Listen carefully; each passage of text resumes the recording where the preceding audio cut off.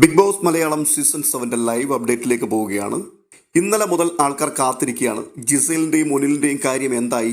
അവരുടെ ജയിൽവാസത്തിന്റെ സമയം വീണ്ടും നീട്ടിയിട്ടുണ്ടോ? അവർ കൃത്യമായി ടാസ്ക് ചെയ്തിട്ടുണ്ടോ എന്നൊക്കെ അറിയേണ്ടതിന്. എന്തായാലും ലൈവിൽ ഇപ്പോൾ കാണുവാൻ കഴിയുന്ന കാര്യം, അവരെ ബിഗ് ബോസ് പുറത്തേക്ക് വിട്ടിരിക്കുന്നു.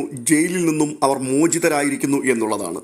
ബിഗ് ബോസ് ഇന്നലെ പറഞ്ഞ റൂളിൻ പ്രകാരം സത്യത്തിൽ ലാലേട്ടൻ വരുന്ന സമയം വരെയോളം അവർ ജയിലിൽ തന്നെ കിടക്കേണ്ടതാണ്. ബിഗ് ബോസിന്റെ ചരിത്രത്തിൽ ആദ്യമായി നിങ്ങൾ സമയം അറിയാൻ പോകുന്നു എന്നൊക്കെ പറഞ്ഞുകൊണ്ടായിരുന്നല്ലോ തുടങ്ങിയത്.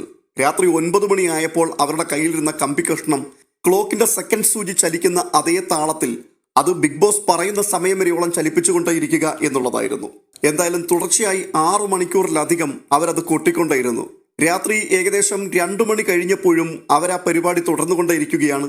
വീട്ടിലുള്ള പല ആൾക്കാർക്കും അത് കണ്ടിട്ട് മാനസികമായി വല്ലാത്തൊരു ഭാരമായി പോയി. ചിലരൊക്കെ ചെന്ന് ക്യാമറയുടെ മുമ്പിൽ പറയുന്നുണ്ട്, ബിഗ് ബോസ് ഇതൊന്ന് അവസാനിപ്പിക്കൂ, അവർ മാനസികമായി വല്ലാതെ ടയേർഡ് ആയിക്കൊണ്ടിരിക്കുകയാണ്.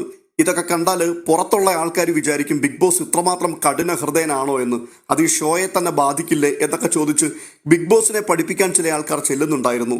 എന്തായാലും ഇതെല്ലാം കൂടി പരിഗണിച്ചിട്ട് ബിഗ് ബോസ് തൻ്റെ ആ കാഠിന്യമുള്ള നിയമം അങ്ങ് മാറ്റി. ബിഗ് ബോസിന്റെ കഠിന ഹൃദയം കുറച്ചു കഴിഞ്ഞപ്പോഴേക്കും മൃദുലമാക്കി മാറ്റി.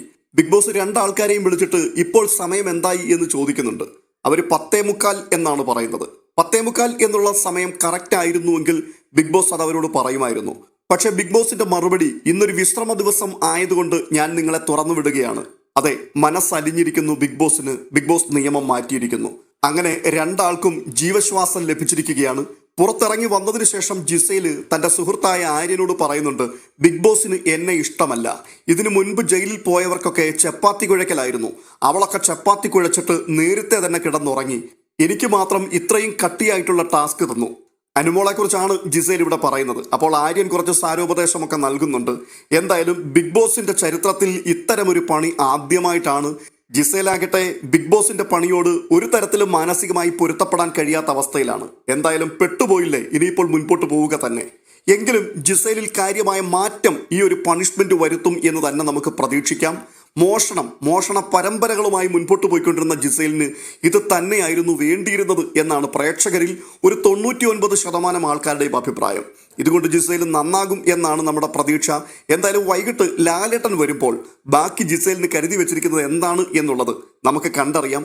ഇന്ന് ഡ്രൈ ഡേ ആയതുകൊണ്ട് കാര്യമായിട്ടുള്ള കണ്ടന്റുകളൊന്നും ലൈവിൽ ഇപ്പോൾ കാണുവാൻ കഴിയുന്നില്ല. എന്തെങ്കിലും കോണ്ടന്റുകൾ ലഭിക്കുന്ന മുറയ്ക്ക് തീർച്ചയായിട്ടും അത് അപ്ഡേറ്റ് ചെയ്യുന്നതായിരിക്കും. അപ്പോൾ അടുത്ത വീഡിയോയിൽ